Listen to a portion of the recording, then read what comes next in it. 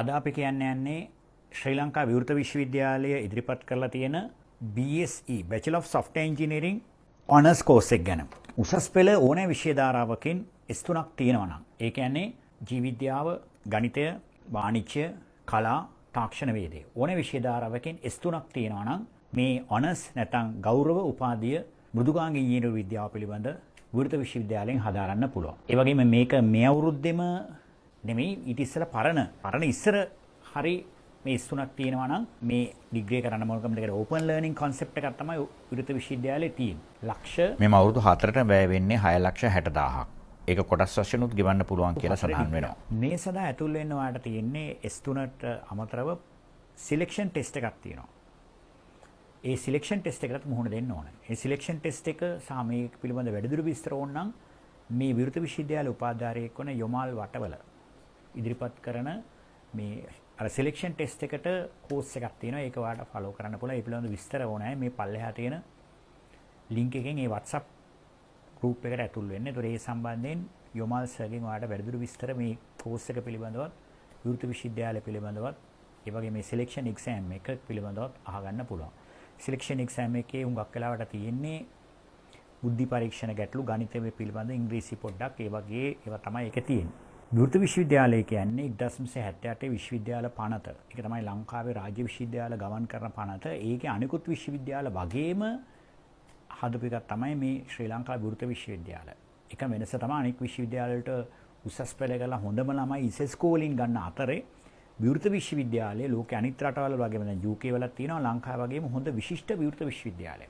අන්තර්ජාතිකව පිළිගන්නවා. මේකත් එහෙම තමයි. මේකට තියෙන open and distance learning concept එක. open කිව්වහම ඕනෙ කෙනෙකුට සම්බන්ධ වෙන්න පුළුවන්. ඒක තමයි S3ක් තිබීමේ ආම සුදුසුකම කියලා තියෙන්නේ. ඒ වගේම distance කියන්නේ මේක දුරස් අධ්‍යාපනය. ඒ කියන්නේ lectures දිගටම තියෙන්නේ නැහැ. දැන් මේ course එකේ ඔයගලන්ට online කරනවා. ඒ වුණාට practical. ඔයගලන්ට ඕනේ නම් සම්පූර්ණයෙන් ඇවිල්ලා මේ දේශන වලට සම්කන් දීලා ඉගෙන ගන්න පුළුවන්. නැත්නම් දුරස් අධ්‍යාපනයට ඉගෙන ගන්න පුළුවන්. labs තියෙනවා. කොළඹ නාවල විතරක් නෙමෙයි, මහනුවර, කුරුණෑගල, පැටික්ලෝ මේ වගේ මාතර මේ වගේ හුඟක් සෙන්ටර්ස් රාශියකින් මේ අධ්‍යාපනය ලබා දෙනවා. තව එකක් තමයි විවෘත විශ්වවිද්‍යාලයේ පාඨමාලා වැඩ කරන්න පුළුවන්. අනිත් ඒවා වගේ නෙමෙයි, රැකියාවක් කරන අතරේ. එතකොට අනිත් අය නිකම්ම software engineering degree එකක් කරනකොට ඔයා රස්සාවකුත් කරලා කරාම experience උත් ලබා ගන්නවා. එහෙම නැත්නම් ඔයාලට පුළුවන් freelancer කෙනෙක් වශයෙන් වැඩ කරන්න. programs ලියන්න, සල්ලි හම්බ කරන්න. ඒ අතරේ වැඩ කරන ටිකක් අභියෝගාත්මකයි.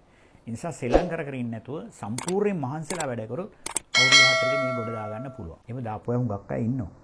එතකොට මේ කෝස් එක අනිකුත් පුද්ගලික විශ්වවිද්‍යාලයන් සහ රජයේ දැන් මොරටුවේ තියෙනවා, ඊළාට කොළඹ UCS එකේ තියෙනවා. ඒවත් එක්ක කොහොමද සංසන්දනය කරන්නේ? ඒගොල්ලන්ගේ වෙබ්සයිට් එකේ තියෙනවා. මම ඇතන විවෘත විශ්වවිද්‍යාලයේ මහාචාර්ය රත්නවීර මහත්මයාගෙන් අහලා බැලුවා. OQE IEEE කියලා තියෙනවා, International පිටරට Computer Societies වල තියෙන අන්තර්ජාතික සිලබස් එකට අනුව තමයි මේකේ පාඨමාලා ගොඩ නැගිලා තියෙන්නේ. ඊට අමතරව ලංකාවේ තියෙන SLASCOM කියලා. SLASCOM එකෙන් තමයි පුද්ගලික අංශයේ සේරම software engineering අය වැඩ කරන්නේ. ඉතින් SLASCOM එකේ අයත් එක්ක මේගොල්ලෝ සමීප සම්බන්ධතාවයක් දක්වනවා. ඉන්ටර්න්ෂිප් එහෙම යවනවා. අතන මේගොල්ලොත් එක්ක එකතු වෙලා තමයි මේ කෝස් එක සැලසුම් කරලා තියෙන්නේ. ඒ නිසා ලංකාවේ සහ පිටරටවල රැකියාව ලබා ගැනීමේ ප්‍රශ්නයක් වෙන්නේ නැහැ. හැබැයි එහෙම කිව්වට software engineering කියන field එකත් අද පුද්ගලික අංශයේ උගක් කැම්පස් වල ඔෆර් කරනවානේ. ඒක අවුරුද්දකට සමහර කැම්පස් වල 2000ක් විතර වගන්නවා. ඉතින් සැචුරේට් වෙලා තියෙන්නේ. ඉතින් තරඟකාරී. ඉතින් ඒ වුණාට software engineering කියන ඩිග්‍රියක් අවසානයේදී එහෙම අපිට යන්න හේතුවක් නැහැ. artificial intelligence කෘත්‍රිම බුද්ධියාවත් එක්ක software engineersලා තැනක් නැති වෙයිද? ඇත්තටම artificial intelligence නිසා නැති වෙන jobs වර්ග රාශියක් තියෙනවා. ඒක අපිට හරියට පුරවකථනය කරන්න බෑ. Elon Musk කියලා තිබුණා මේ artificial intelligence නිසා අන්තිමට සේරම jobs නැති වෙලා ඉතුරු වෙන්නේ artificial intelligence program කරන programmersලා නැත්නම් software engineersලා විතරයි කියලා. ඉතින් ඒකෙසේ වෙතත් ලෝක පුරා මේ විශාල අවකාශයක් තියෙනවා. ස්වයං රැකියාව කරන්න පුළුවන්. ලංකාවත් අලුතෙන් දියුණු වෙන්න යනකොට මේ වගේ සිස්ටම් හදන්න වෙනවා. සිස්ටම් හදනවා නම් software තමයි systems කියන්නේ. ඒ නිසා මේ වගේ පුහුණු අය අපිට වැදගත් වෙනවා. ඔය Open University එකේ තියෙන late developers ලාගේ සංකල්පය.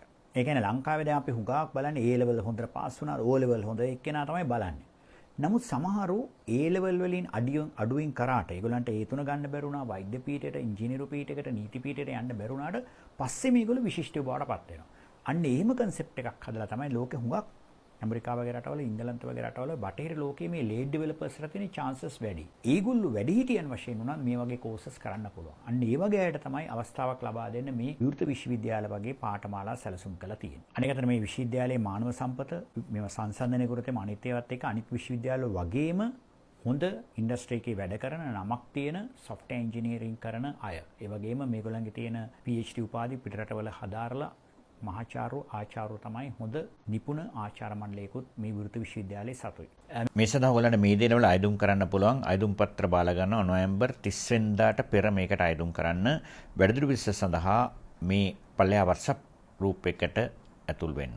එහෙමනම් අඩු වියදමකින් සහ අඩු රිසර්ච් ප්‍රමාණයකින් විශිෂ්ටතම උපාධියක් වන ඉංජිනේරු උපාධියක් software engineer උපාධියක් ලබා ගන්න හැටි අද අපි ඔයගලන්ට කිව්වේ විවෘත විශ්වවිද්‍යාලයේ. මේ වගේ තවත් වීඩියෝ අපි ගණනාවක් මේ ස්ටුඩන්ට් ලංකා වෙබ්සයිට්ස් වල තියෙනවා. ඉතින් අපි ෆලෝ කරලා තියාගන්න මේ පිටවෙන විස්තර බලා ගන්න.